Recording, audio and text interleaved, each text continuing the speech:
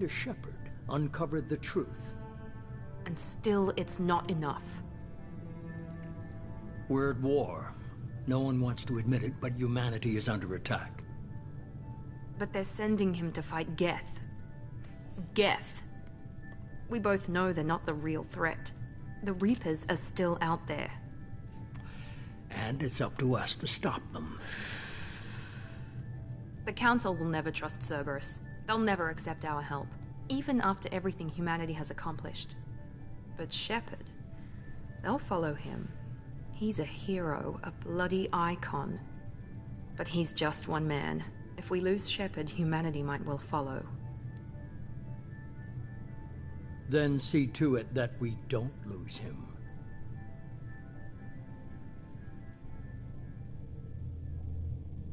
So what's up, everyone? I'm going to be doing something completely new. Well, not really. But you all are going to be with me through every step of the way, from the beginning of Mass Effect 2 to the end of Mass Effect 3 for Shepard.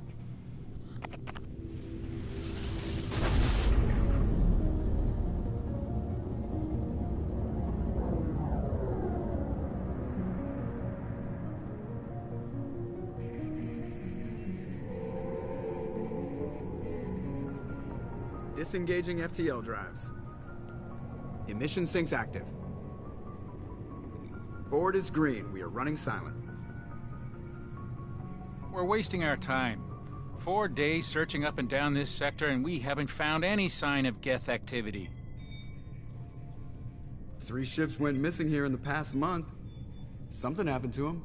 My money's on slavers. The Terminus system is crawling with them. Picking up something on the long-range scanner. Unidentified vessel. Looks like a cruiser. Doesn't match any known signatures. Cruiser is changing course. Now on intercept trajectory. Can't be. Stealth systems are engaged. There's no way a Geth ship could possibly... It's not the Geth. Brace for evasive maneuvers!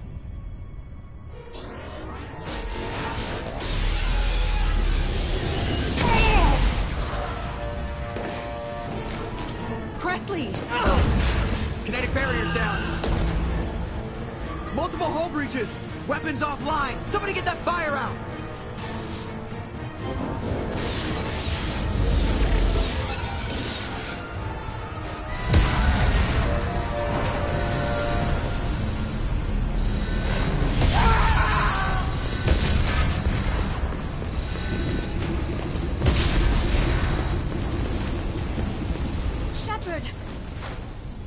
Distress beacon is ready for launch.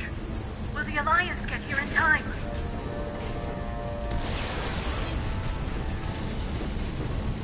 The Alliance won't abandon us. We just need to hold on.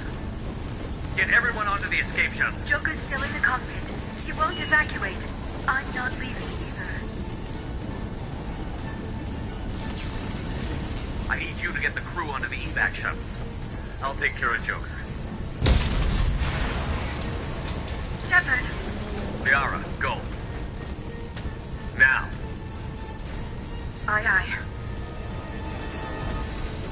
I will be trying to go for the Paragon attack. For the kill. Everybody in! Go, go, go!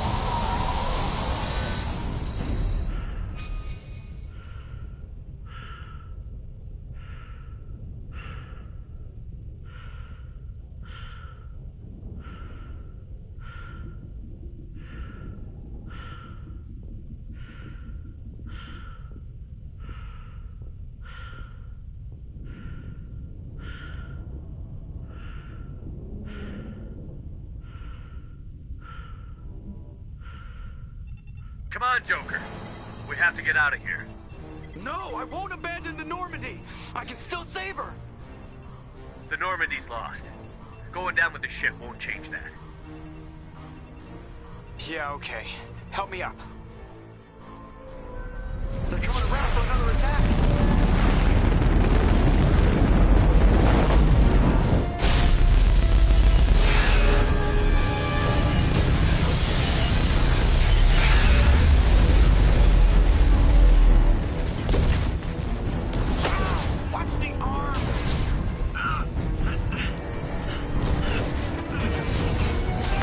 So I'll probably be able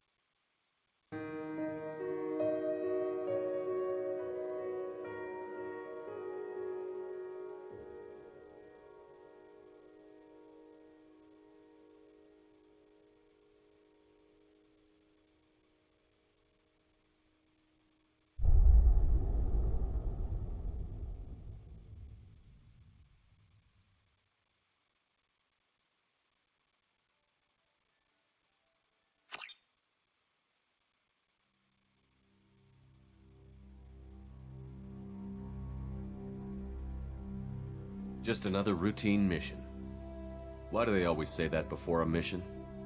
Of course it's routine. You haven't done anything yet. It's everything that happens along the way.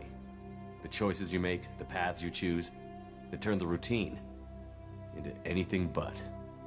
Of course, that's how it started. A routine mission, answering a distress call. And look where that got me. We were testing out the Normandy, Captain Anderson's new ship, when the distress call came in.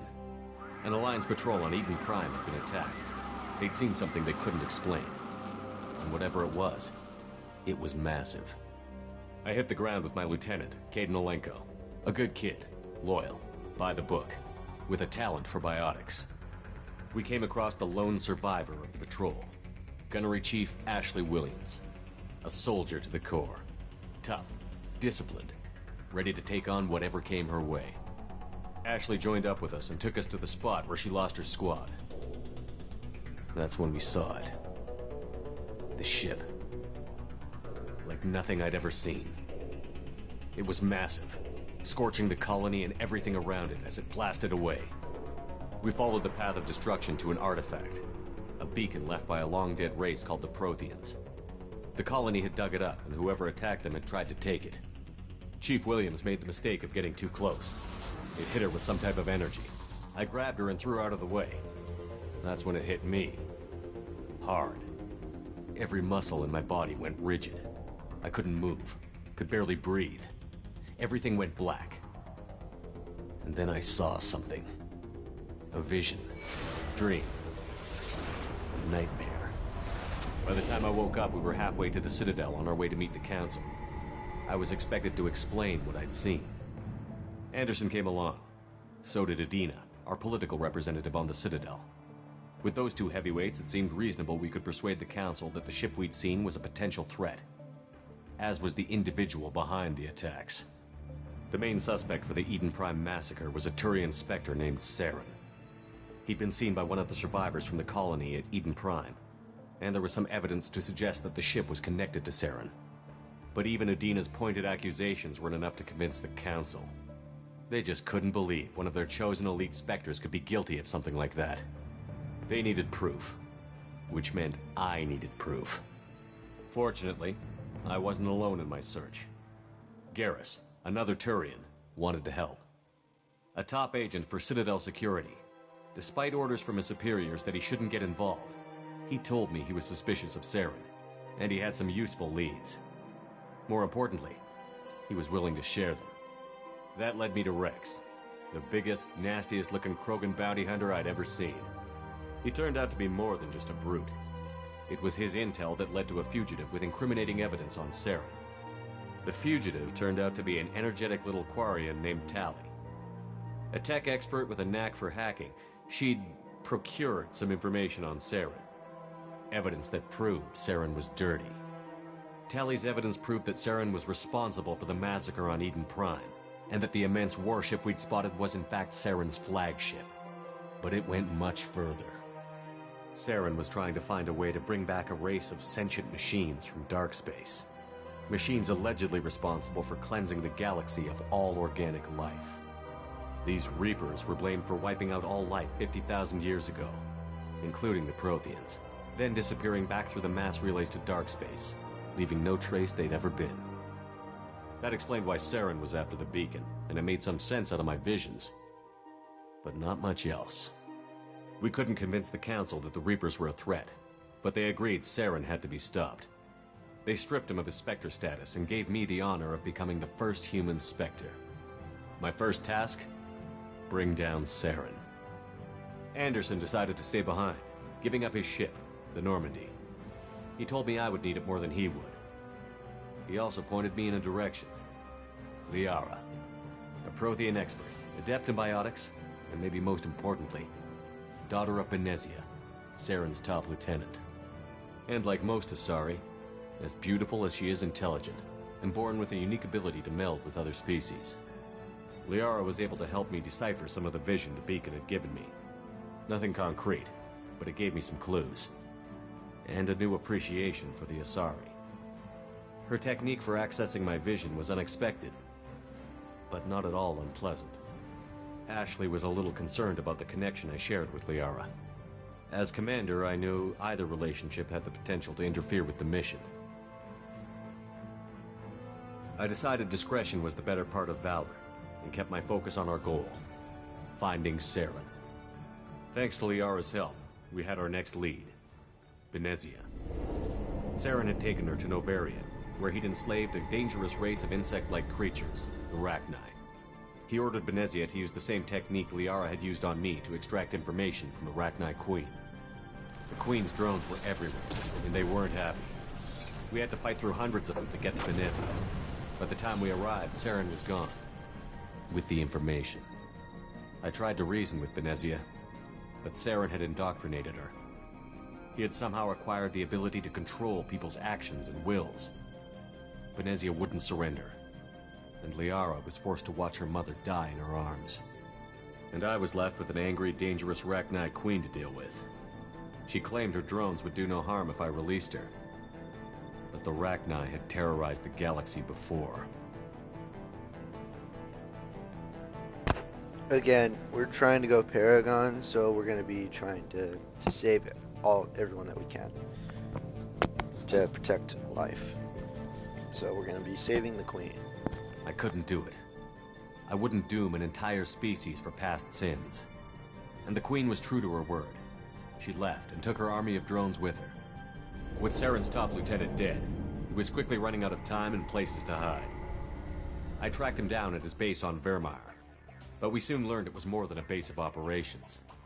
It was a breeding ground. Saren was breeding an army of Krogan. He'd found a cure for the genophage, a disease inflicted on the Krogan to prevent them from breeding and taking over the galaxy. But the Krogan Saren was breeding were slaves, mindless beasts that obeyed Saren's will. I had to destroy the base, and all its research. Rex disagreed. Violently.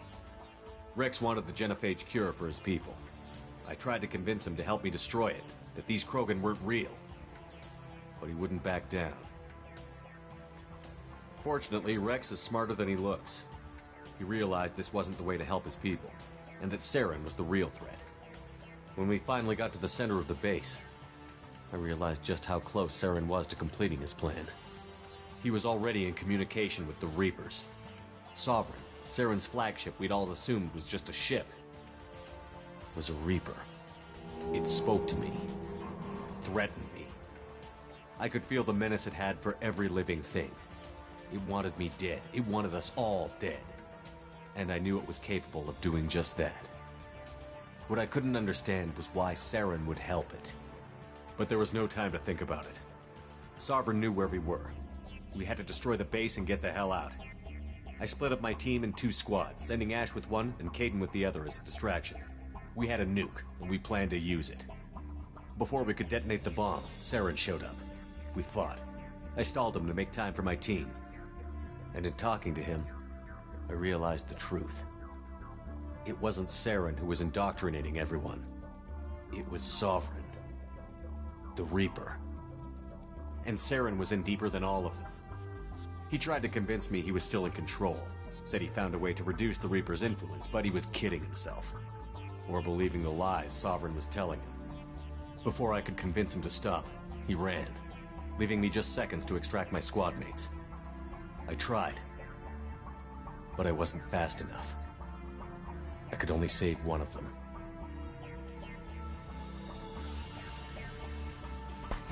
So most times when I haven't romanced her, I'll leave Ashley, but for this one, we're gonna go a little differently, and we're gonna save her, and we're gonna leave Caden. Unfortunately, we can only choose one of them, so we're gonna choose Chief Williams in order to save the squad that she's with. Caden was a good man and a great soldier. But I had to choose, and I chose Ash. That was the last time Saren would slip away from me. I knew then, the next time we met, one of us would die. With my team mostly intact, we chased Saren and his army to Ilos, a long-lost planet that had once belonged to the Protheans. As we prepared for what we knew would be a desperate fight, I spoke to my crew. We were just one ship, against Saren's growing army. I assured them all that despite the odds, we could defeat him. I'd never tell anyone, but I had my doubts. Leaving Caden behind had hardened my resolve, but revealed a soft spot in my defenses. How many more friends and allies would I be willing to sacrifice in order to stop Saren? We arrived on Ilos, close behind Saren. Once on the planet, we discovered a Prothean databank that helped me put the final pieces of my vision together. The Reapers had come 50,000 years ago, and every 50,000 years before that, each time purging the galaxy of life. The Protheans had fought and died, like every species before them. But a few survived long enough to leave a parting gift. The Protheans had discovered that the Citadel was the key to controlling the mass relays. By sabotaging the Citadel, they found a way to close the relays to dark space, slowing the Reapers' return, giving us the time we needed to find a solution to stop the Reapers once and for all. Saren knew this. He was leading his army to take control of the Citadel and re-establish the relays to dark space, bringing the waiting Reapers here to destroy us all. We followed him to the Citadel. It was intact, but heavily damaged. He had caught the Council fleets by surprise, and they were only now regrouping. And with Sovereign as his flagship, there was little hope the fleets could counterattack with enough strength to take back the Citadel. But Saren was done running, and I was done chasing him. As the Alliance and Citadel fleets battled Saren's army outside, I cornered the Turian bastard in the Citadel tower and confronted him. He died believing that the Reapers would save him. As I fought to regain control of the Citadel, the Council's flagship, the Destiny Ascension, fell under attack. Despite Saren's death, Sovereign and Saren's army continued to fight. The Council was aboard the Destiny Ascension, and they were requesting assistance. But I knew in order to help them, I would have to put our Human Alliance fleet in jeopardy. The Council had to be saved. They represented the hearts and minds of the galactic community. Without them, the fleets would be in disarray. Even with the Citadel back in my control, Saren defeated, and the Normandy leading the combined galactic fleet, the battle against Sovereign, a single Reaper, was relentless. It took the combined fleets of humanity and the other races, but in the end, Sovereign fell. But the costs were immense. While humanity's efforts in the war earned us our first seat on the Council, it was a hollow victory. The Reapers were still out there. I knew the fight was far from over, but as the one who'd led the fight against Saren, I was given new responsibilities. The choice of humanity's first counselor was left for me to decide. On the one hand, Udina, the lifetime politician. Ruthless and ambitious, he would easily navigate the political landmines that would soon be put in front of him. The other choice, Captain Anderson, the career soldier. Tough but fair, but a friend, and someone I could trust. Both great leaders in their own right. So, for this one, a lot of times I would usually go with Anderson. It doesn't really matter what choice you choose for these characters. A majority of other choices will matter in the actual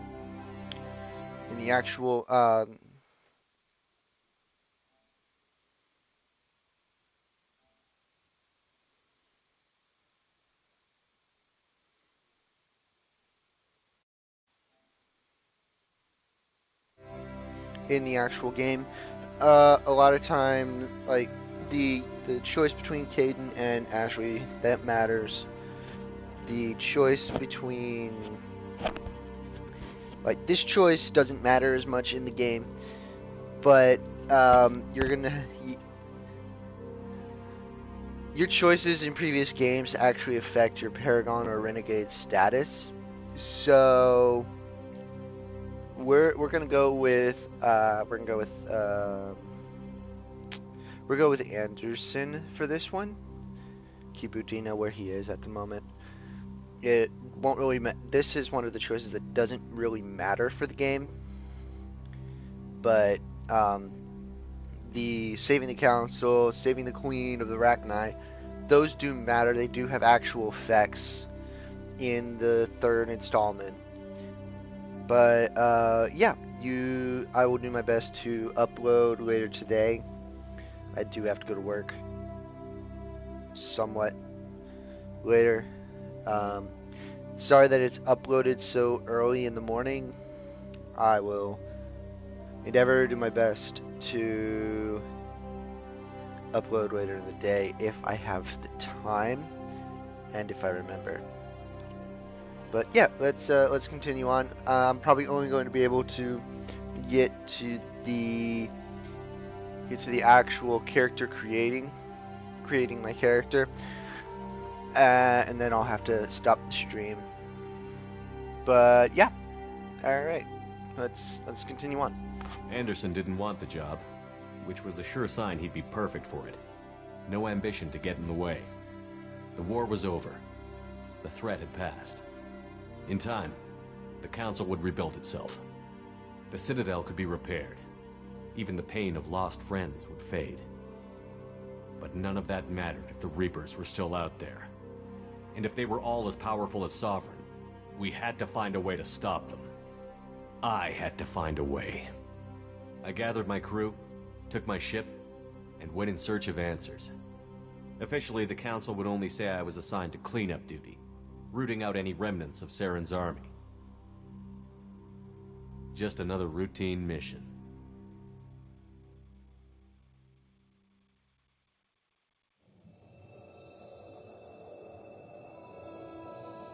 Alright, here we go.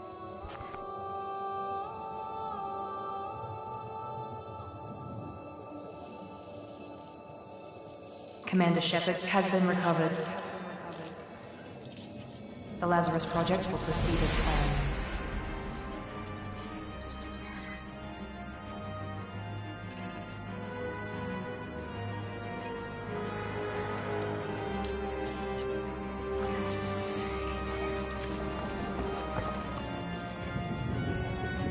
Now remember, Shepard was spaced, so it's going to take a little bit in the game time to do this.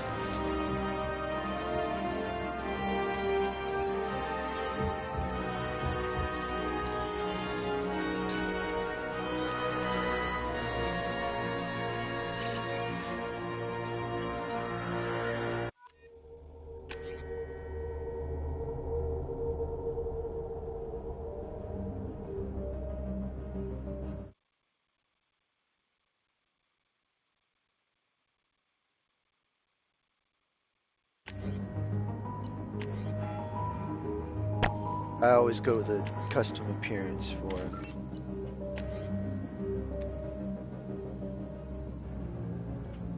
I always hate that nose. Hang on.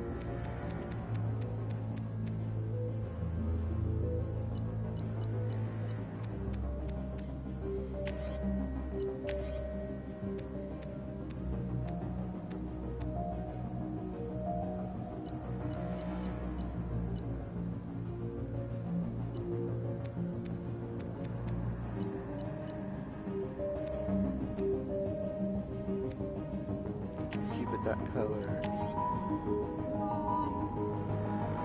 Shit's good. Alright, this is where things get weird. Alright, yep. That's good. Okay.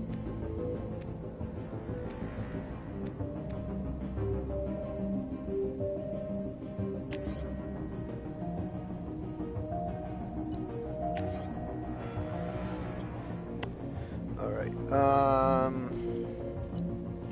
so if you want all of the weapons, you need to stay with the soldier. Now, after selecting, it'll give you...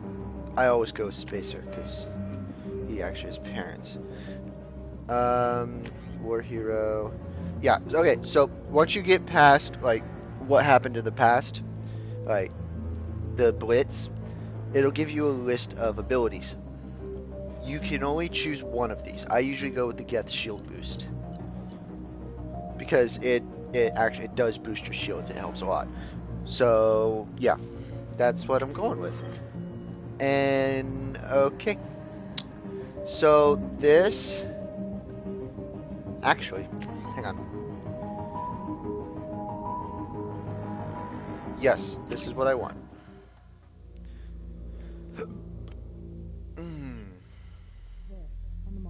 Something's wrong. He's reacting to outside stimuli, showing an awareness of his surroundings. My God, Miranda, I think he's waking up. Damn it, Wilson, he's not ready yet. Give him the sedative. Shepard, don't try to move. Just lie still. Try to stay calm. Heart rate's still climbing. Brain activity is off the charts. Steps pushing into the red zone. It's not working. Another dose. Now. Heart rate dropping. Stats falling back into normal range. That was too close. We almost lost him. I told you your estimates were off. Run the numbers again. And there is the love interest that I've selected for this little series. Wake up, Commander. Shepard, do you hear me? Get out of that bed now. This facility is under attack. Shepard, your scars aren't healed, but I need you to get moving. This facility is under attack. There's a pistol in the locker on the other side of the room. Hurry! Grab the pistol and armor from the locker. Alright, so this is where we're going to be leaving it off for today, for this morning. And, yeah. So, pretty much a 30-minute broadcast. Alright, so thank you all for tuning in. If you did, I hope you all start watching soon. Alright, adios.